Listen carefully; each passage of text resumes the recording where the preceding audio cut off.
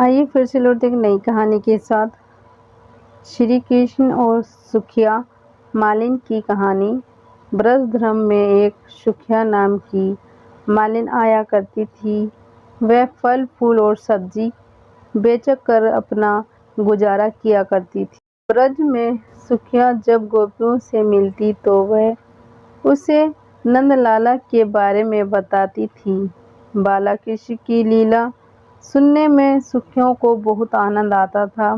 उसका मन भी बाल कृष्ण के दर्शन को तरसता था।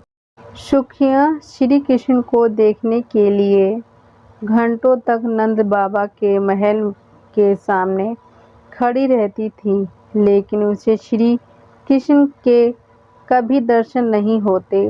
भगवान कृष्ण तो अंतर्यामी है, उन्हें तो सब पता चलता है। जब उन्हें पता चला कि सुखिया उनकी परम भक्त है तो उन्हें सुखियों को दर्शन देने का निर्णय लिया। अगले दिन सुखिया ने नंद महल के सामने आवाज दी, फल ले लो फल। सुखिया की आवाज सुनकर श्री कृष्ण दौड़ते चले आए। ब्रज में सुखिया जब गोपियों से मिलती तो वह उसे नंदलाला के बारे में बताती थी। बाल कृष्ण की लीला सुनने में सुखियों को बहुत आनंद आता था। उसका मन भी बाल कृष्ण के दर्शन को तरसता था।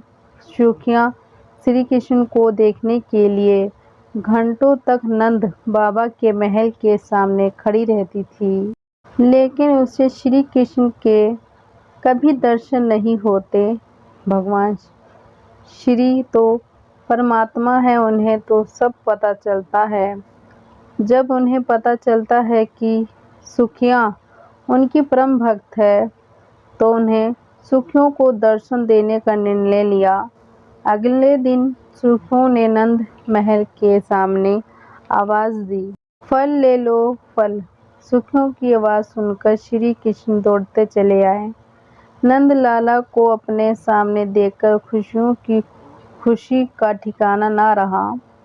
सुखिया ने नन्हे कृष्ण को बहुत से फल दे दिए। फल की कीमत चुकाने के लिए श्री कृष्ण बार बार महल के अंदर जाते और मुट्ठी में अनाज लाने की कोशिश करते, लेकिन सारा अनाज रास्ते में ही बिखर जाता था। सुखिया को भगवान कृष्ण 2-4 दाने ही दे पाए। सुखिया के मन में इस बात का कोई मल ना था। वो तो बहुत खुश थी कि आज उसने अपने हाथों से भगवान को फल दिए और उन्होंने वो फल खाए। सुखिया मुस्कुराती हुई अपने घर पहुंची।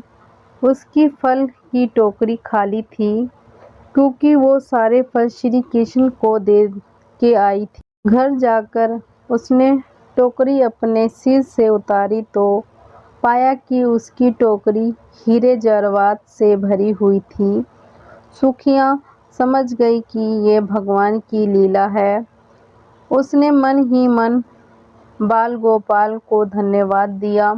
इस तरह श्री कृष्ण ने अपनी परंपरा भक्त सुखियों का उद्धार किया। वीडियो अच्छी लगी हो तो लाइक करना, शेयर करना, सब्सक्राइब करना, कमेंट बॉक्स में हमें ज़रूर बताना। धन्यवाद।